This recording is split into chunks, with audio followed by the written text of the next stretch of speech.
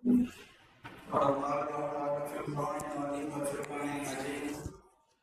أعوذ بالله من الشيطان الرجيم بسم الله الرحمن الرحيم خذ من أموالهم صدقة تطهرهم بها صدق الله العظيم. எல்லா பகலும் இறைவன் அல்லாஹ் ஜல்ல ஷானஹு அவனோடு கேட்கின்றான். அவன் நபி நாயகம் முஹம்மது ரசூலுல்லாஹ் ஸல்லல்லாஹு அலைஹி வஸல்லம் அவர்கள் மீதும் அவர்கள் உயர்த்தி வந்த சஹாபாக்கள் தாபீன்கள் தபீன்கள் அவர்கள் நம் அனைவருக்கும் மலராவின் சாமியின் சமாதானமும் திட்டமிட்டவர்களுமாக அஸ்ஸலாமு அலைக்கும் வரஹ்மத்துல்லாஹி வபரகாத்துஹு.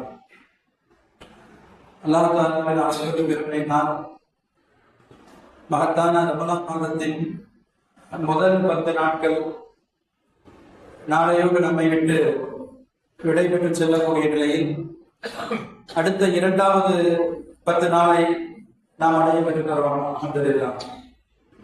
ரஹ்மத்துடைய முதல் 10 அல்லாஹ்வின் அருளை அளவில்லாமல் பொழித்துவிட்டு போயிருக்கிற முதல் 10 தொடர்ந்து மஃபிரத் என்கிற மன்னிப்பை மழை போல் பொழிய காத்திருக்கிற 2வது 10 அல்லாஹ் ஜல்ல ஷானஹு தஆலா அதை அடைகிற நசீபை தந்தருள்வானாக. ஆமீன்.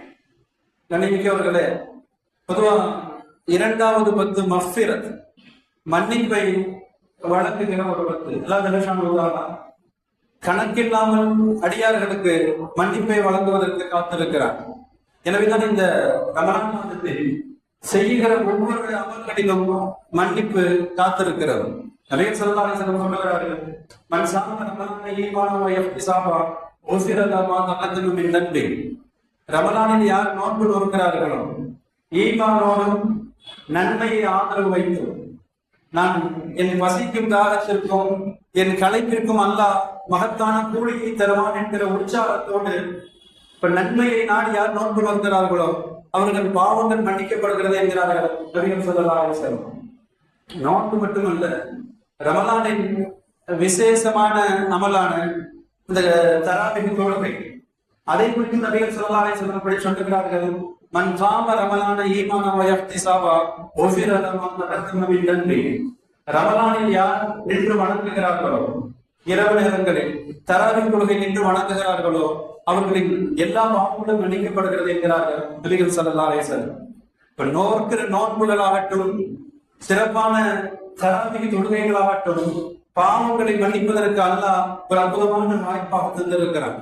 ஆனாலும் சில நேரங்களில் நமது நோன்புகளும் தொழுகைகளும் அதற்குரிய தகுதியில் இருக்கிறதா என்று நாம் நம்மை நாமே கேள்வி கேட்டுக் கொள்ள கடமைப்பட்டிருக்கிறோம். எத்தனையோ நோன்பாளிகள் வெறுமனே பசித்திருப்பது தாகித்திருப்பதை தவிர அவர்களுக்கு கூலி ஒன்றும் இல்லை என்கிறார்கள் நபிகள் ஸல்லல்லாஹு அலைஹி வஸல்லம். காரணம், நோன்பின் கட்டுப்பாடுகளை அவர்கள் கடைபிடிப்பதில்லை. நோன்பு வச்சுட்டு எப்பயும் போய் பேசிக்கிட்டே இருக்கிறது, பிறரை குறித்து புறம் பேசுவது, இசையை கேட்டு ரசிப்பது, தொலைக்காட்சி முன்னால் அமர்ந்து அல்லது செல்போன்களின் மூலமாக திரைப்படங்கள் இல்லது ஆபாசங்களை பார்ப்பது, நோன்பின் பலன்களை அப்படியே பாழாக்கி விடுகிற செயல்பாடு. எப்படி நோன்புடைய கட்டுப்பாடுகள் இருக்கிறதோ அதே போல தராபீஹ் தொழுகை விஷயத்திலும் கூட நபிகள் ஸல்லல்லாஹு அலைஹி வஸல்லம் அவருடைய கூற்றுப்படி அதை முழுமையாக நாம் தொழுகிற போது அது பாவங்களை மன்னிப்பதற்கு பெரிதும் உதவுகிற ஒரு அற்புதமான ஒரு வாய்ப்பாக அமையும். ஏன்னா இன்னைக்கு நிறைய தராபீஹ் தொழுகை விஷயத்துல குறிப்பிட்ட எண்ணிக்கையில் தொழுதா போதும், அப்ப அதிகமாக அவசியம் இல்லை என்றெல்லாம் கூட ஒரு தவறான புரிதல் இருக்கிறது. எந்த அளவுக்கு ஹதீஸ்களை பார்த்தோம் அப்படின்னா, ஆயிஷா பற்றி எல்லாம் இருக்கிறோம். ஆயிஷா அம்மா சொல்றாங்க, நபிகள் ஸல்லல்லாஹு அலைஹி வஸல்லம் ரமலானிலோ அல்லது ரமலான் அல்லாத காலங்களிலோ 11 விட கூடுதலாக தொழவில்லை. இப்ப 8 தராபீஹ், 8 ரகாத்துகள், இப்ப 3 திருவாரி. ஹதீஸுடைய வார்த்தைகளை கவனித்தாலே புரியும். ரமலானில் மட்டுமல்ல, ஆண்டு முழுக்க நபிகள் நாயகத்துடைய வளமை அது. இப்ப எல்லா காலங்களிலும் தொடர்ந்து அவர்கள் தொடர்ந்து தொழுகை, அது இரவு நேர தொழுகை, தியானம். ஹதீஸ்ல புகாரி முஸ்லிம்ல போய் பார்த்தோம் அப்படின்னு சொன்னாங்க, ஒவ்வொரு ஹதீஸையும் ஒரு தலைப்பின் கீழ் இமாம்கள் கொண்டு வருகிற போது அவர்கள் இரவு தொழுகைக்கு கியாமுல் என்று தலைப்படுவார்கள். கியாமுல் இரவு நேர தொழுகை என்று. தராபீஹ் என்று வருகிற போது அந்த வார்த்தையை குறிப்பிட்டு சொல்லுவார்கள். புகாரியில் இந்த ஹதீஸ் வருகிறது, கியாமுல் என்கிற தலைப்பின் கீழே வருகிறது. ஒரு தவறான புரிதலாக நம்முடைய நன்மைகளை இழந்து கொண்டிருக்கிற மன்னிக்கவர்களே. மட்டுமல்ல, பெருமாள் ஸல்லல்லாஹு அலைஹி வஸல்லம் பின்னால் சத்தா அவர்களுடைய ஒரு நடைமுறை, ஒரு மஸ்ஜிதுக்கு வருவாங்க, சஹாபாக்கள் நாங்களே தனித்து தொழுது கொண்டிருப்பார்கள். அதற்கு உமர் இப்னு கத்தாப் தூர நோக்கு சிந்தனை கொண்டவர்கள். இப்ப நன்மைகளை நிலைநாட்டுவதில், இந்த உம்மத்தை ஒன்றுபடுத்துவதில் அவருக்கு நிகர் யாருமே இருக்க முடியாது. அதற்கு உபயோக காரணங்கள் எல்லாம் பெருமானாரை புகழ்ந்து பாராட்டிய சஹாபி. குர்ஆனை இறங்கிய தொழில் நீங்கள் கேட்க விரும்பினால் அதற்கு உபையின் போதுவதை கேள்விகள் பெருமானார் சொல்லுவோம். உபயோக இறங்கியபடி குர்ஆனை ஓதக்கூடிய சஹாபி. அவரை அழைத்து இமாமாக நிற்க வைக்கிற போது குழுமி இருக்கிற பல நூற்றுக்கணக்கான சஹாபாக்கள், பெரும் பெரும் சஹாபாக்கள், நபிகள் நாயகத்தின் ஒரு சிறு நடைமுறைக்கு மாற்றத்தை கூட விரும்பாத சஹாபாக்கள், சகித்துக் கொள்ளாத சஹாபாக்கள் யாருமே விரும்பு தெரிவிக்கிறோம். இப்ப எல்லோரும் நின்று தொழுகிறார்கள். இதற்கு உபயோகிக்காக 20 ரக்காத் தொழ வைக்கிறார்கள். நினைவுகிறவர்களே, யோசித்து பார்க்கிறோம். அதற்கு உமருடைய காலத்துக்கு பின்னால் அதற்கு உஸ்மான், அதற்கு அலி, குலஃபாய ராஷிதீன் என்ற நபிகள் நாயகம் சிறையிட்டு சொல்லி இருக்கிற அலைக்கும் பி சுன்னத்தி சுன்னத்த குலஃபாய ராஷிதீன் பெருமாள் சொல்றாங்க, எனது வழிமுறையை பற்றி பிடித்துக் கொள்ளுங்கள். எனது குலஃபாய ராஷிதீன் இதற்கு அபூபக்கர் தொடங்கி உமர், உஸ்மான், ஹஜ்ரத் அலி இவர்களது வழிமுறையை பற்றி பிடிங்கள் என்கிறார் நபி ஸல்லல்லாஹு அலைஹி வஸல்லம். இதற்கு உஸ்மானுடைய காலத்திலேயும் அதே நடைபெறும். 20 ரக்காத்துகள். இந்த அளவுக்கு நீண்ட தராவி குரு அப்படின்னு சொன்னா ஒவ்வொரு ரகத்திலும் கிட்டத்தட்ட 200 ஆயத்திலும் ஓதப்படணும். 200 ஆயத்துகள், மிக நீண்ட தொழுகை. ஒவ்வொரு 4 ரக்காத்துகளுக்கும் இடையில் இடைவெளி தரப்படும். தராவி என்கிற பெயர் காரணம் அதுதான். அரபியில தர்வி அப்படின்னு சொன்னா ஓய்வெடுத்து தொழப்படுகிற தொழுகை, அதன் பன்மை தராவி. அப்ப யோசித்து பார்த்தால் ஒவ்வொரு 4 ரக்காத்துகளுக்கும் இடையில் மக்காவாசிகள் தவாப் செய்வார்கள், இடைவெளி தரப்படும். தவாபை தவாப் செய்வார்கள். மதீனாவாசிகள் ஒவ்வொரு 4 ரக்காத்துகளும் இடையில் 4 ரக்காத் நஃபில் தொழுது விடுவார்கள். அவங்களுக்கு 36 ரக்காத்துகள் வந்து பண்ணிக்கிறவர்களே. அதில் உமர், உஸ்மான், அதில் அலி என்று தொடர்ந்து வந்த ஒரு அற்புதமான ஒரு நடைமுறையாக சுனனுல் குப்ரா இல் பைஹகி ரஹ்மத்துல்லாஹ் அவருடைய ஹதீஸ் கிதாபிலே பதிவு செய்கிறார்கள். இந்த உமருடைய காலத்துடைய நடைமுறை, உஸ்மானுடைய காலத்து நடைமுறை, இது புகாரி முஸ்லிமுடைய நிபந்தனைக்கு உட்படுகிற ஒரு ஆதாரபூர்வமான ஹதீஸ் கண்டிப்பிக்கிறவர்களே. இதற்கு அலி ரலியல்லாஹுடைய காலத்து நடைமுறை.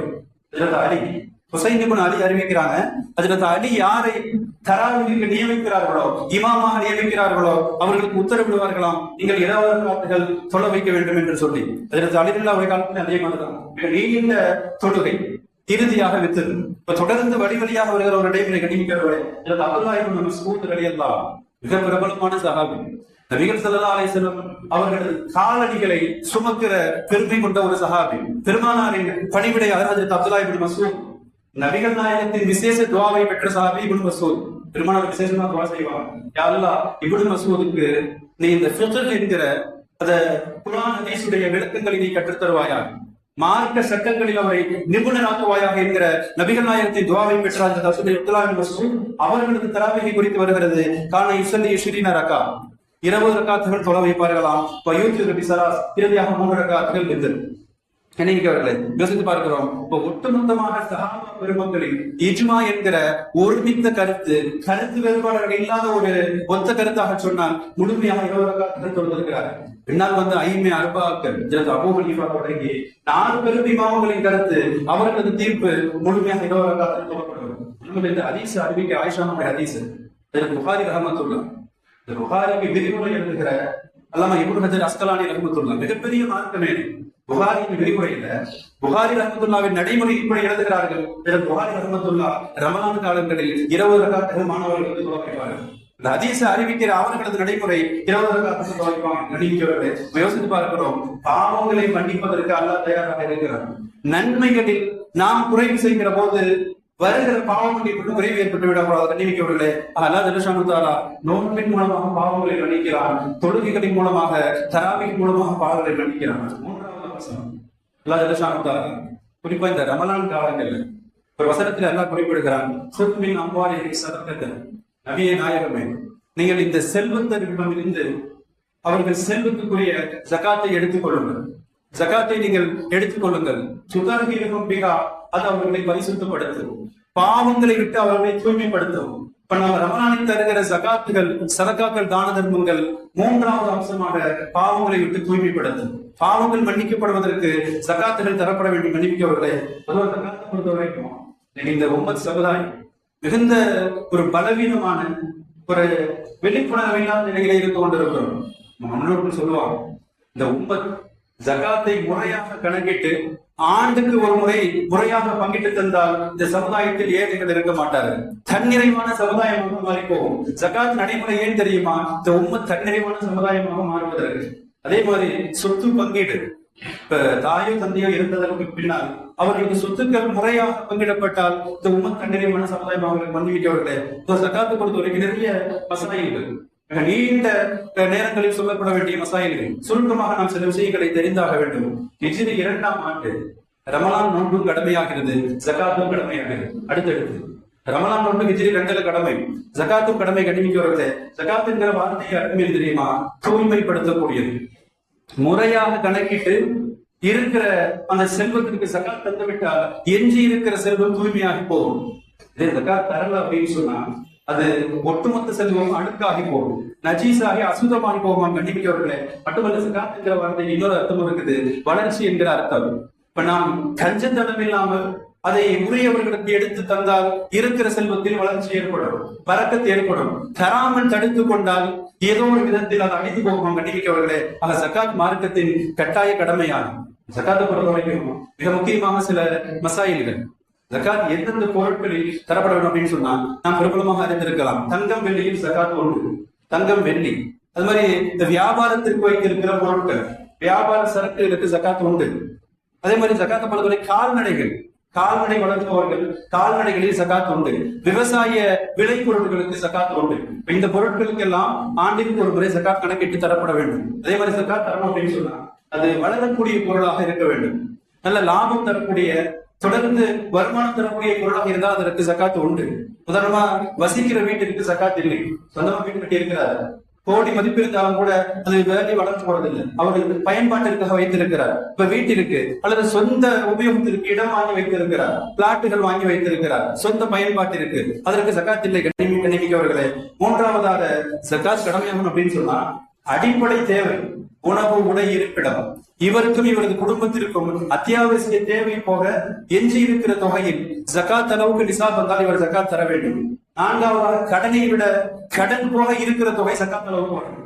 கடன் தொகையை கழிச்சிடலாம், கடன் தொகையை கழித்தது போக எஞ்சி இருக்கிற தொகை ஜகாத்துடைய அந்த நிசாப் அளவுக்கு வந்தா ஜகாத் தர வேண்டும். மன்னிக்கவர்களே, யோசித்து பார்த்தால் மிக முக்கியமாக ஜகாத்து தங்கத்தை பொறுத்த வரைக்கும் மார்க்க அறிஞர்கள் சொல்லி தருகிறார்கள். 10.25 பவுன், 10.25 சவரன் தங்கம் ஒரு வருடத்திற்கு கையில இருந்தால் அது ஜகாத் தரப்பட வேண்டும். அது நகையாக இருந்தாலும் சரி, அல்லது காயினாக இருந்தாலும் சரி, அல்லது பிஸ்கெட்டாக வாங்கி வைத்திருந்தாலும் சரி, எப்படி இருந்தாலும் அந்த தங்கத்திற்கு ஜகாத் தரப்பட வேண்டும். இன்னொரு தவறான பொருள் என்ன அப்படின்னு சொன்னா 10.25 சவரனுக்கு ஜகாத் இருக்குது.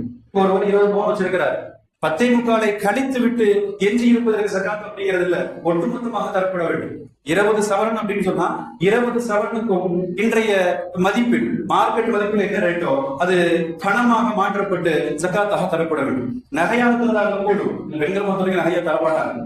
ஒவ்வொரு வருஷமும் நகையை கொடுத்துட்டே இருந்தால் நகை குறைஞ்சு போயிடுது, கொடுக்க மனசு வராது. அப்ப அதை பணமாக வேல்யூவாக நாம் பணமாக மாற்றி தரலாம். கண்டிப்பார்களே, நகையாக தருவதாக இருந்தால் 40 சவரனுக்கு 1 சவரன் தரப்பட வேண்டும். 40 பவுன் இருந்தால் 1 பவுன் தரப்பட வேண்டும். இதை இந்த நம்ம வழக்கத்தை பொறுத்த வரைக்கும் அடமானம் வைத்திருக்கிற நகைக்கு ஜகாத் இல்லை. அடமானம் வச்சு பணம் வாங்கியிருக்கிறாரு, அது கையில் வந்ததற்கு பின்னால் ஜகாத் உண்டு, கையில் வராத வரை ஜகாத் கிடையாது. கண்ணிமிக்கவர்களே, இது மட்டும் இல்ல, தங்கத்தை பொறுத்த வரைக்கும், வெளியே பொறுத்த வரைக்கும் அணிந்திருக்கிற நகையாக இருந்தாலும் சரி, அல்லது அணியாமல் சில பேர் ரெட்டரை போட்டிருப்பாங்க, பழமையா போட்டிருப்பாங்க, அதற்கு ஜகாத் தரணும். அணியாமல் அப்படியே வைத்திருக்கிற நகைகள் எதை வாங்கி அப்படியே வச்சிருக்கிறாங்க, எல்லாத்திற்கும் ஜகாத் தரப்பட வேண்டும். கண்ணிமிக்கவர்களே, குழந்தைகளை பொறுத்த வரைக்கும் ஒரு பெண் குழந்தை, அந்த குழந்தையின் பெயரால் தங்க நகை வாங்கி இருக்கிறார், அந்த குழந்தைக்காகவே என்று வாங்கப்பட்டிருக்கிறது, குழந்தைக்காக அன்பளிப்பு தரப்பட்டு விட்டது. இப்ப அந்த குழந்தை பெரிதாகிற வரை, பருவத்தை அடைகிற வரை அதற்கு ஜகாத் கிடையாது. ஒருவேளை அந்த குழந்தையின் தந்தை நகை வாங்கி தன் பொறுப்பில் வைத்திருந்தால் ஜகாத் தரப்பட வேண்டும். அவங்க பொறுப்புல இருக்குது. இப்ப குழந்தையின் பெயரால் அது தரப்பட்ட நகையாக இருந்தால் அதற்கு ஜகாத் கிடையாது. கண்ணிமிக்கவர்களே, இன்னொரு மிக முக்கியமான விஷயம், ஒரு ஜகாத்து கடமை ஆயிடுச்சு ஆரம்பத்துல, ஒரு 10 மாசத்துக்கு அப்புறம் ஜகாத் ஒரு ஆண்டு வருவதற்கு இன்னும் 1 மாசம் தான் இருக்குது. 1 மாசத்திற்கு முன்பு இன்னொரு நகை வருது, அல்லது ஒரு தொகை வருகிறது. இப்ப ஒட்டுமொத்தமாக சேர்த்து ஜகாத் தரப்பட வேண்டும். இருக்கிற ஒவ்வொன்றுக்கும் 1 வருடம் கணக்கு என்பது கிடையாது. இந்த ஆண்டின் முடிவில் இருக்கிற எல்லா சொத்துக்களும் கணக்கிடப்பட்டு ஜகாத்துகள் தரப்பட வேண்டும். கண்டிப்பார்களே, இது தங்கத்திற்குரிய ஜகாத். இதே வெள்ளியாக இருந்தா 612 கிராம் வெள்ளி, 612 கிராம் வெள்ளி அல்லது அதனுடைய கிரயம் அதனுடைய தொகை கையில இருந்தால் ஜகாத்துகள் தரப்பட வேண்டும். இன்றைய மதிப்புல 1 கிராம் வெள்ளி 290 ரூபாய். அப்ப 612 கிராம் 1,27,000 ரூபாய். 1,27,000 ரூபாய் கடன்கள் போக யாரிடத்திலும் கையில இருந்தால் அல்லது பேங்க்ல இருந்தால் பிறரிடத்திலே கொடுத்து வைத்திருந்தால் அவர் ஜகாத் தரப்பட தகுதியானவர் கண்டிமிக்கவர்களே. சில பேருக்கு இப்படி கூட இருக்கும், வெள்ளி கம்மியா இருக்கும், ஒரு 100 கிராம் வச்சிருப்பாரு, தங்கம் ஒரு 5 பவுன் வச்சிருப்பாரு. இப்ப ரெண்டுமே அந்த நிசாபுக்கு ஜகாத்திற்கு தகுதியாக இல்லாவிட்டால் இரண்டையும் சேர்த்து இரண்டின் கூட்டுத்தொகை வெள்ளி அளவுக்கு வந்து விட்டால் 1,27,000 ரூபாய் 612 கிராம் இந்த தொகைக்கு வந்து விட்டால் அவர் ஜகாத்து தருவது அவர் மீது கடமை கண்டிமிக்கவர்களே. இப்படி பல்வேறு மசாயல்கள் ஜகாத்தை பொறுத்தவரை, பணங்களை பொறுத்தவரை, கையில் வைத்திருக்கிற பணங்களை பொறுத்தவரை அது கையில் வைத்திருப்பதற்கு ஜகாத் தரணும். வங்கிகளில் டெபாசிட் செய்திருப்பதற்கு ஜகாத் தரணும். ஏதேனும் சரக்குகளை விற்று இருக்கிறார், பணம் வர வேண்டி இருக்கிறது, அந்த தொகைகளையும் கணக்கில் எடுத்துக்கொள்ள வேண்டும். கண்டிப்பாக வர வேண்டிய கடன் கழிச்சிருக்கணும். நமக்கு வர வேண்டிய, நாம் தர வேண்டிய கடன்களை கழித்து விடலாம். கடனை கழிச்சுட்டு எஞ்சி இருக்கிற தொகைக்கு கணக்கு பார்த்து ஜகாத்துகள் தரப்பட வேண்டும். கண்டிப்பாக ஒரு ஹஜ்ஜுக்கான காசு சேர்த்து வச்சிருக்கிறார், கையில தொகை இருக்குது, நான் ஹஜ்ஜுடைய நியத்தில் காசு சேர்த்து வைத்திருக்கிறார். இவர் ஹஜ்ஜுக்கு போகிற வரை அந்த தொகைக்கு ஜகாத் தரப்பட வேண்டும். பிள்ளைகளுக்கு எதிர்காலத்திற்காக பணம் சேமித்து வைத்திருக்கிறார், கல்விக்காக, உயர்கல்விக்காக பணம் சேமித்து வைத்திருக்கிறார். அது படிப்பு அந்த காலம் வருகிற வரை அந்த தொகைக்கு ஜகாத் தரப்பட வேண்டும். கண்டிப்பார்களே, மகளின் திருமணத்திற்காக பணம் சேமித்து வைத்திருக்கிறார், கையில் இருக்கிற வரை, திருமணம் முடிகிற வரை அவர் ஜகாத் தரப்பட வேண்டும். கண்டிப்பார்களே, இதே ஹஜ்ஜுக்கு அவர் பணத்தை கட்டிட்டார், ஹஜ்ஜுக்கு டிராவல் சொல்லி ஹஜ்ஜுக்கு முடியும் பணத்தை கட்டிட்டாரு அப்படின்னு சொன்னா அதற்கு ஜகாத் இல்லை. இப்ப கையில் இருக்கிற வரை பணம் எந்த வடிவத்தில் இருந்தாலும் அது கணக்கிட்டு ஜகாத் தரப்பட வேண்டும். கண்டிப்பார்களே, கடனை பொறுத்த வரைக்கும் இப்ப திரும்பி வந்துவிடும், கைக்கு வந்துவிடும் என்று உறுதி இருந்தால் ஜகாத் இருக்கிற போது அந்த தொகையில சேர்த்துக்கணும், அதையும் சேர்த்து ஜகாத் கொடுக்கணும். அல்லது வருவது உறுதி இல்லை, பல நாட்களா இழுத்தடிக்கிறாரு, பல மாதங்களா இழுத்தெடுத்துட்டு இருக்காரு, அப்ப எப்ப வரும் தெரியாது அப்படின்னு சொன்னா அது கைக்கு வந்ததுக்கு பிறகு அது ஜகாத் தரலாம். அது வரைக்கும் அது ஜகாத் தரப்பட வேண்டியது. கண்டிப்பார்களே, இதே மாதிரி சில பேர் லோன் போட்டுருவாங்க, லோன் போட்டு இஎம்ஐ எடுத்து மாசம் மாசம் கட்டிக்கிட்டு இருப்பாங்க, டிவில வந்து கட்டிக்கிட்டு இருப்பாங்க. இப்ப இதற்கு ஜகாத்தை பொறுத்தவரை எந்த மாதத்தில் ஜகாத் தருகிறாரோ, உதாரணமா ரமலான் என்று சொன்னால் அந்த ஒரு மாதத்தின் டிவா கழிச்சுக்கலாம், ஒட்டுமொத்தமா தொகையை கழிச்சிடக்கூடாது. இத்தனை லட்சம் கடை வாங்கியிருக்கேன், எனக்கு ஜகாத் இவ்வளவு வருது, கழிச்சிட்டு அப்படி கணக்கு அப்படி ஜகாத்தை வராமல் போயிடும், ஜகாத் தருவதற்கு தகுதி இல்லாமல் போய்விடுவார். அப்ப இஎம்ஐ வாங்கி இருப்பவர்கள் மாதம் மாதம் செலுத்தக்கூடிய அந்த தொகைகளில் அந்த மாதத்திற்குரிய தொகையை மாத்திரம் கழித்துக் கொள்ளலாம். கண்டிப்பார்களே, இதே மாதிரி சில பேர் அட்வான்ஸ் கொடுத்திருப்பாங்க, அட்வான்ஸ் வாங்கியிருப்பாங்க, வீட்டுக்கோ அல்லது கடைக்கோ அட்வான்ஸ் வாங்கியிருப்பாங்க. சில பேர் லீஸ் போட்டிருப்பாங்க, ஒரு தொகையை வாங்கி கையில வச்சிருப்பாங்க. இப்ப இவங்களை பொறுத்த வரைக்கும் அந்த அட்வான்ஸ் தொகையை வாங்கி வைத்திருப்பவர் அது இவருக்கு உரிமையான தொகை இல்லை, அல்லது லீஸுக்கு குத்தகைக்கு விட்டு தொகையை வாங்கி வைத்திருப்பவர் இவருக்கு அதில் முழு அதிகாரம் இல்லை, திரும்ப அவர் தந்தாக வேண்டும், திரும்ப அவர் கண்டிப்பாக திருப்பி கொடுத்தாக வேண்டும். அந்த தொகைக்கு ஜகாத் இவர் மீது அவசியம் இல்லை. அதே மாதிரி அந்த தொகையை கொடுத்திருப்பவர்கள் அட்வான்ஸாக தொகை தந்திருக்கிறார், வீட்டு வாடகைக்கு அல்லது கடை வாடகைக்கு, லீஸுக்காக அமௌண்ட் கொடுத்திருக்கிறாரு. இப்ப தந்திருப்பவரும் சரி, வாங்கி இருப்பவரும் சரி, அது மீண்டும் கைக்கு வருகிற வரை அதற்கு ஜகாத் கடமை இல்லை. கண்டிப்பார்களே, இதே மாதிரி ஷேர் மார்க்கெட்ல பங்கு நிறைய வாங்கி வச்சிருப்பாங்க. அதை பொறுத்த வரைக்கும் கையில் காசு இருப்பதை போல, கையில் பணம் இருப்பதை போல, இன்றைய மார்க்கெட் ரேட்ல அது என்ன விலைக்கு போகிறதோ அந்த தொகை கணக்கிடப்பட்டு அதற்கு ஜகாத், அந்த பாண்டுகளுக்கு ஜகாத் தரப்பட வேண்டும். கண்டிப்பார்களே, இதே மாதிரி இன்சூரன்ஸ் போட்டிருப்பாங்க, இன்சூரன்ஸ் பொதுவாக நம்ம இஸ்லாத்துல லைஃப் இன்சூரன்ஸ் போடாது, அது மார்க்கத்துல ஹராம். ஒருவேளை இன்சூரன்ஸ் போட்டிருக்கிறாரு, அப்ப அந்த செலுத்திய தொகை எவ்வளவோ அதற்கு ஜகாத் தரப்பட வேண்டும். கூடுதலாக வட்டியாக கிடைக்கிற தொகை அதை எடுத்து நாம் நன்மையை நாடாமல் பிறருக்கு தந்துவிட வேண்டும். இவர் செலுத்திய தொகை எவ்வளவோ அதை கணக்கிட்டு அதற்கு ஜகாத் தரப்பட வேண்டும். எண்ணிக்கையவர்களே, அதே மாதிரி வீட்டு வாடகை கொடுக்கிறார், 4 வீட்டுக்கு வாடகை கொடுக்கிறார், 4 கடை வாடகை கொடுக்கிறார். அப்ப வாடகைக்கு இருக்கிற வீட்டிற்கோ கடைகளுக்கோ ஜகாத் கிடையாது. அதில் வருகிற வருமானத்தை ஜகாத் தொகையோடு சேர்த்து மொத்தமாக ஜகாத் தந்துவிட வேண்டும். எண்ணிக்கையவர்களே, அல்லது வாடகைக்கு வண்டி விட்டுருக்கிறார், கார்லாம் வாடகை வாங்கி விட்டுருக்கிறார், லாரி வாங்கி விட்டுருக்கிறார், நிறைய வாடகை கட்டிகள் விட்டுருக்கிறார், இது போன்ற ப்ராப்பர்ட்டிகளுக்கு ஜகாத் கிடையாது. அதில் வருகிற வருமானங்களை கணக்கிட்டு ஜகாத் தர வேண்டுமே தவிர அந்த அசையா சொத்துக்களுக்கு ஜகாத் கிடையாது. கண்டிப்பார்களே, இதே மாதிரி தங்கம் வெள்ளி காசுபடுதல் போக வியாபார சரக்குகளுக்கு ஜகாத் உண்டு. நிறைய பேர் வியாபாரிகள் இருக்கிறோம், அது எந்த வியாபாரமாக இருந்தாலும் சரி, வியாபார சரக்குகளுக்கு ஜகாத் உண்டு. கண்டிப்பார்களே, பொதுவாக இந்த மார்க்கெட்டுடைய ரேட்டு, அதை விற்றால் என்ன விலைக்கு போகுமோ, இன்றைய கரண்ட் ரேட் என்னவோ அந்த மதிப்பீட்டில் ஜகாத் தரப்பட வேண்டும். கடை சரக்கை பொறுத்த வரைக்கும் பொதுவா அது பொருளாக இருந்தாலும் சரி, கடை சரக்கா அல்லது வீடுகளை கட்டி கட்டி விற்பனை செய்கிறார், அது கடை சரக்குல வரும், வியாபார சரக்குல வரும். சில பேர் பிசினஸ் பண்ணுவாங்க, வீடை கட்டி கட்டி அப்படி விற்கிறது, சில பேர் வாகனங்களை வாங்கி வாங்கி மாற்றி விடுவார்கள், பிளாட்டுகளை வாங்கி இடங்களை விற்பார்கள். இப்படி விற்கிற நியத்தில் எந்த பொருட்கள் விட்டாலும் அது அன்றைய மார்க்கெட் மதிப்பில் கணக்கிடப்பட்டு ஜகாத்துகள் தரப்பட வேண்டும். மன்னிக்கிறவர்களே, இதுல சில விஷயங்களை கவனிக்கணும். வியாபார சரக்கு விஷயத்துல ஒருத்தர் வாங்கும் போது, பொருளை வாங்கும் போது விற்கிற நியத்து அவருக்கு, நான் சேல்ஸ் பண்றதுக்கு தான் வாங்குறேன், இப்ப அந்த நியத்து இருந்தால் கட்டாயம் ஜகாத் தரப்பட வேண்டும். அது விற்பனை சரக்கு ஆயிடுச்சு. இதே பொறுத்தவரை பொருளை வாங்குறப்ப தன்னுடைய இதுக்காண்டி ஓன் யூஸ் காண்டி வாங்குறாரு, தனது சுய பயன்பாட்டுக்காக அவர் வாங்குறாரு. நான் வாங்கி சில நாட்களுக்கு பிறகு நியத்து மாறிடுது, நல்ல ரேட்டுக்கு போகுது வித்தரலாமே அப்படின்னு சொல்லிட்டு இப்ப வாங்கும் போது ஒரு நியத் தன்னுடைய சுய பயன்பாட்டிற்காக வாங்கிய பிறகு விற்கிற நியத்து அப்படின்னு சொன்னா அவரும் அதற்கு ஜகாத் தரப்பட வேண்டியதில்லை. கண்ணிமிக்கவர்களே, இதே மாதிரி சில பேர் பிள்ளைகளுக்காண்டி வாங்குவாங்க. பிள்ளைகளை எதிர்காலத்தை கருதி நிறைய வீடுகளோ அல்லது இடங்களோ நிறைய பொருட்களோ வாங்குகிற போது அது அவர்களின் எதிர்காலத்தை கருதி வாங்குறதுனால அதற்கும் ஜகாத் கிடையாது. கண்ணிமிக்கவர்களே, இதே மாதிரி சில பேர் பிளாட் வாங்குவாங்க, மாத தவணையில வாங்குவாங்க, இப்ப டியூ கட்டி வாங்குற மாதிரி பிளாட்டுகளை வாங்குவாங்க. இவங்களை பொறுத்த வரைக்கும் என்ன சட்டம் அப்படின்னு சொன்னா, இப்ப இவர் தொடர்ந்து டியூ கட்டிக்கிட்டே வருவார், மாதம் மாதம் தொகையை செலுத்தி கொண்டே இருப்பார். உதாரணமா ஒருத்தவர் 10 லட்சம் ரூபாய் மதிப்பு அந்த இடம், இப்ப இவரு 5 லட்சம் கட்டி முடிச்சுட்டாரு, 5 லட்சம் ரூபாய் கட்டிட்டாரு. ஆனா அந்த இடத்தின் மதிப்பு தொடர்ந்து ஏறிக்கொண்டிருக்கிறது. இப்ப 12 லட்சம் வந்துருச்சு அதனுடைய மார்க்கெட் வேல்யூ. இப்ப இவர் இன்னும் கட்ட வேண்டிய கடன் 5 லட்சம். இப்ப அந்த கடனை கழித்து விட்டால் எஞ்சி இருக்கிற 2 லட்சத்துக்கு அவர் ஜகாத் தரணும். உயர்ந்திருக்கிற அந்த மதிப்பின்படி கடன் தொகை 5 லட்சம் கிடைத்ததற்கு பிறகு கூடுதலான 2 லட்சத்திற்கு ஜகாத்துகள் தரப்பட வேண்டும். கண்ணிமிக்கவர்களே, இப்படி இதே மாதிரி வருடத்தின் இடையில் வருகிற தொகைகளை சேர்த்துக்கணும். ஆரம்பத்துல 2 லட்சம் ரூபாய் வச்சிருப்பாரு, இடையில செலவழிச்சு கடைசியில் 10,000 நிற்கும்.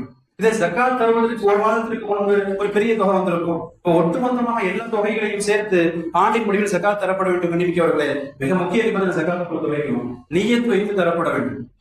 ஜகாத் என்று நியத் வைத்து அவர்கிட்ட சொல்லணும் அவசியம் இல்லை. யாருக்கு தருமா ஜகாத் காசு அப்படின்னு சொல்ல அவசியம் இல்லை, அவரிடத்திலே குறிப்பிட வேண்டிய அவசியம் இல்லை. நியத் என்பது மனதில் நினைப்பது. நான் ஜகாத்துடைய தொகை தருகிறேன் என்று நியத் வைக்காம கொடுத்தால் அது சதகாக்கள் தான தர்மங்களாக போய்விடும். கண்டிப்பாக ஜகாத்துகள் நிறைவேறாமல் போய்விடும். இதே இந்த சில நேரங்களில் வராத கடன்கள் இருக்கும், சில பேர் வாங்கிட்டு இழுத்துக்கிட்டே இருப்பாங்க, மாச கணக்குல வருஷ கணக்குல எடுத்துக்கிட்டே இருப்பாங்க. இப்ப கடன் தந்து விட்டு இப்படி இழுத்தடிக்கிறானே என்று சொல்லி ஜகாத் நியத்து வச்சா கூடாது. ஜகாத் அவனுக்கு கொடுத்துட்டேன், ஜகாத் நியத்து அப்படின்னு சொல்லி வச்சா அது நிறைவேறாது. கண்ணிமிக்கவர்களே, வேண்டுமானால் நாம தருகிற போது நியத்து வச்சுக்கலாம். ஒருத்தர் பத்தி நல்லா தெரியுது, வாங்கினா கொடுக்க மாட்டாரு, ஆனா விடாப்புடியா கேட்டுக்கிட்டே இருக்கிறாரு. இப்ப நாம் நியத் வைத்து தந்து விடலாம், ஜகாத் தொகையை தருகிறேன் என்று. அப்ப அவர் திரும்பி தந்ததற்கு பின்னால் அப்ப நமக்கு கடனும் நிறைவேறும், ஜகாத்து நிறைவேறி போயிடும். கண்ணிமிக்கவர்களே, இப்படி நியத் வைத்துக் கொண்டால் அது நம்ம திரும்பி வராட்டி கூட ஜகாத்துடைய நியத் நிறைவேறும். கண்ணிமிக்கவர்களே, இப்படி பல்வேறு மசாயல்கள் ஜகாத்தை பொறுத்த வரைக்கும் சில காரியங்களுக்கு ஜகாத் கொடுக்க கூடாது, ஜகாத் நிறைவேறாது. பள்ளி சார்ந்த மதரசா சார்ந்த பராமரிப்பு கட்டட பணிகளுக்கு ஜகாத்துடைய தொகையை நிறைவேறாது. அதே மாதிரி நோன்பு திறக்கிற கஞ்சி, நோன்பு கஞ்சி காய்ச்சுவதற்கு ஜகாத் கொடுக்க கூடாது. ஏன்னா எல்லா தரப்பும் குடிப்பாங்க, பணக்காரர்கள் ஏழைகள் எல்லா தரப்பு மக்களும் வாங்கி குடிப்பாங்க. அப்ப இது மாதிரி பொதுவான காரியங்களுக்கு ஜகாத் என்பது ஒரு நபருக்கு நாம் முழுமையாக அதை உரிமையாக்கி தருவது ஜகாத். அந்த தொகையை மூல அதிகாரம் அவருக்கு தந்து விடுவது. இப்படி பரவலாக பயன்பாட்டிற்குரிய இடங்கள்ல ஜகாத் தரக்கூடாது. கண்டிப்பாக சில இடங்கள்ல சமர் நேர ஏற்பாடுகள் இருக்கும், மொத்தமா சக சாப்பாடு இலவச சாப்பாடுலாம் கொடுப்பாங்க. இப்ப அதற்கும் ஜகாத்துடைய காசை கொடுக்க கூடாது. ஏன்னா எல்லாத்துக்கும் பக்கம் நம்ம போகிற இடம், ஏழைகள் மாத்திரமே ஜகாத்திற்கு தகுதியானவர் மாத்திரமே வருகிறார்கள் என்று நாம் உறுதியாக சொல்ல முடியாது. கண்டிப்பாக இந்த மாதிரி ஒரு நிறுவனம் வைத்திருக்கிற நபர், கடை வைத்திருக்கிற நபர், கடை ஊழியர்களுக்கு சம்பளமாக ஜகாத் தரக்கூடாது, சம்பளத்தை ஜகாத் நியத்துல கொடுத்துடக்கூடாது, போனஸ் தொகையை ஜகாத் நியத்துல கொடுத்துடக்கூடாது. அவங்க ஏழையா இருந்தாங்கன்னா வேற விஷயம், ஜகாத் வாங்க தகுதியான ஏழையாக இருந்தால் தனிப்பட்ட முறையில் தரலாம். தருகிற சம்பளங்கள் போனஸை ஜகாத் நியத்தாக வைத்துக் கொள்ளக்கூடாது. கண்ணிமிக்கவர்களே, இப்ப சில பேருக்கு நம்ம ஜகாத் அறவே கொடுக்க கூடாது. அப்ப அது யார் அப்படின்னு சொன்னா, ஏழைகளுக்கு ஜகாத் தரலாம். பரம ஏழைகள், குர்ஆன்ல 2 நபர்களை அல்லாஹ் குறிப்பிடுகிறான், ஒன்று மிஸ்கீன், இன்னொன்று ஃபகீர். மிஸ்கீன் அப்படின்னு சொன்னா அடுத்த வேலை உணவுக்கு வழி இல்லாதவர், ஒரு வேலை சொல்றதுக்கு கூட வழி இல்லாதவர், கையெழுத்தக்கூடியவருக்கு ஜகாத் தரலாம். ஃபகீர்னு சொன்னா சம்பாத்தியம் இருக்கும் ஆனால் வருமானம் போதாது, குடும்பத்திற்கு போதாது, கல்வி செலவுக்கு போதாது, மருத்துவ செலவுக்கு போதாது, அப்ப பற்றாக்குறையான வாழ்க்கையை கிடைக்கக்கூடியவர், இவருக்கு ஜகாத்தினை தரலாம். மன்னிக்கவர்களே, பயணிகளுக்கு தரலாம். வெளியூர்ல பெரிய செல்வந்தரா இருக்கலாம், ஒரு ஊருக்கு வந்திருக்கிறாரு, அந்த இடத்துல காசு மண்ணு தொலைஞ்சு போயிருச்சு, பரிசு பிக் பாக்கெட் போயிருச்சு, இப்ப ஊருக்கு போவதற்கு கூட காசு இல்லை, அவர் எவ்வளவு தொலை தூரத்துல இருந்தாலும் கூட ஊருக்கு போய் சேர்க்கிற அளவுக்கு அவருக்கு ஜகாத்துடைய தொகைகள் தரலாம். மன்னிக்கவர்களே, அதே மாதிரி பெற்றோர்களுக்கு ஜகாத் தரக்கூடாது, தாய் தந்தைக்கு தரக்கூடாது. அவர்களுக்கு தாய் தந்தை, அண்ணா நாணி, தாதா தாதி, காரணம் அவர்களை பராமரிப்பது இவரது பொறுப்பு. தனது பராமரிப்பின் கீழ் உள்ளவர்களுக்கு ஜகாத் தரப்படக்கூடாது. கண்டிப்பாக தனது பிள்ளைகளுக்கு தரக்கூடாது, தன்னுடைய மக்களுக்கு, தன்னுடைய பேரன் பேட்டிகளுக்கு ஜகாத்துடைய தொகை செல்லாத. கண்டிப்பாக கணவன் மனைவிக்கு, மனைவி கணவனுக்கு ஜகாத் தரக்கூடாது. ரெண்டு பேரும் ஜக்காத் கொடுக்க கூடாது. ஏன்னா ஒரே குடும்பத்துல உள்ளவங்க கொடுத்தா அங்கதான் செலவழிச்சுக்குவாங்க. கண்ணிமிக்கவர்களே, செல்வத்திற்கு ஜக்காத் தரக்கூடாது. குறிப்பா காஃபிர்களுக்கு ஜக்காத்துடைய தொகை தரக்கூடாது. ஏன்னா இது இபாதத். சதக்கா நிறைய தரலாம், தர்மங்கள் நிறைய செய்யலாம், அன்பளிப்புகள் நிறைய தரலாம். ஜக்காத் இபாதத் என்கிற போது அது காஃபிர்களுக்கு தரப்படக்கூடாது. கண்ணிமிக்கவர்களே, இறுதியாக நபிகள் ஸல்லல்லாஹு அலைஹி வஸல்லம் உடைய வம்சாவளி பனு ஹாஷிம் இவர்களுக்கு ஜக்காத்துடைய தொகை தரப்படக்கூடாது. கண்ணிமிக்கவர்களே, பொதுவாக கல்விக்கு தரலாம். ஒரு தந்தை வசதி வாய்ப்பா இருக்கிறார், நல்ல செல்வந்தரா இருக்கிறார், ஆனால் பருவ வயதை அடைந்திருக்கிற அவரது மகன் உயர்கல்வி படிக்க ஆசைப்படுறாரு, நிறைய படிக்கணும்னு ஆசைப்படுறாரு, ஆனால் கையில் ஒன்றும் இல்ல, அத்தாவும் அவருக்கு ஹெல்ப் பண்ண மாட்டேங்கிறாரு. இப்ப இந்த பருவ வயதை அடைந்த மகனுக்கு நேரடியாக நாம் அந்த தொகையை தந்து அவருக்கு தரதுக்கு அனுமதி இருக்கு. தந்தைக்கு கொடுக்க கூடாது. ஏன்னா அவர் ஜக்காத் தருவதற்கு தகுதியானவர், அவர் செல்வந்தரா இருக்கிறார். அப்ப இந்த பருவ வயதை அடைந்த அந்த மாணவனுக்கு தந்து நாம அந்த ஜக்காத்தை நிறைவேற்றலாம். கண்ணிமிக்கவர்களே, அதே மாதிரி இந்த ஜக்காத்தை பொறுத்த வரைக்கும் உடன் பிறந்த சகோதர சகோதரிகளுக்கு தரலாம். ஏழைகளாக இருந்தார், கூட பிறந்த சகோதர சகோதரிகள் ஏழைகளா இருந்தால் அவர்களுக்கு தரலாம், அவருடைய குழந்தைகளுக்கு தரலாம். மிக முக்கியமாக பெற்றோர்களுடைய உடன் பிறந்தவர்கள், பெரியதா சச்சா, இவங்க தாயுதத்தின் உடன் பிறந்த உறவுகளுக்கு தாராளமாக தரலாம். அணிவிக்கவர்களே, மாமியார் மாமனாருக்கு ஜக்காத் தரலாம், மருமகளுக்கு ஜக்காத் தரலாம். அணிவிக்கவர்களே, இப்படி ஜக்காத்துடைய சட்டங்கள் நிறைய ஏராளமான சட்டங்கள். பொதுவாக நம்ம இதை கேட்டு தெளிவு பெற வேண்டும். நிறைய பேரு எனக்கெல்லாம் வசதி இல்லை, நான் ஜக்காத் கொடுக்கணும் நினைக்கிறதே இருக்கிறாங்க. கண்ணிமிக்கவர்களே, பொதுவாக ஜக்காத்தை பொறுத்த வரைக்கும் மார்க்கம் சொல்லுகிறது கட்டாய கடவுள். நாளை மறுமையில ஜக்காத் கடமையாக இருந்து யார் அதை தரவில்லையோ, தங்கம் வெள்ளி வைத்திருப்பவர்கள், குறிப்பாக குர்ஆன் சொல்லுகிறது, தங்கம் வெள்ளி நரக நெருப்பில் சூடிடப்படும், பழுக்க காய்ச்சப்பட்டு அவர்களின் நெற்றிகளில் சூடு போடப்படும், விழாப்புறங்களில் சூடு போடப்படும், முதுகுகளில் சூடு போடப்படும். நீங்கள் உலகில் சேமித்து வைத்த பார்த்து பார்த்து மகிழ்ந்த தங்கம் வெள்ளியை சுவையுங்கள் என்று, வேதனையை சுவையுங்கள் என்று வறுமை சொல்லப்படும். நாம் மன்னிக்கவர்களே, ஆக நாம் அந்த கஞ்சத்தனம் இல்லாமல் உள்ளம் இலகியவர்களாக ஏழைகளுக்கு உதவிட்டு ஜக்காத் கொடுத்துரும் அப்படின்னு சொன்னா வறுமையில் பெரிய வெற்றி. எல்லா திருஷாமத்தாரா நம்மை பாதுகாப்பானாங்க, எல்லாம் நம்முடைய உள்ளங்களை இலக செய்வானாக, நிறைய தாராளமான தன்மைகளை தந்தவர்களானாக, உள்ளத்தின் கஞ்சத்தனத்தை போக்கியவர்களானாக. வாஹிரதான அல்ஹம்துலில்லாஹி ரப்பில் ஆலமீன்.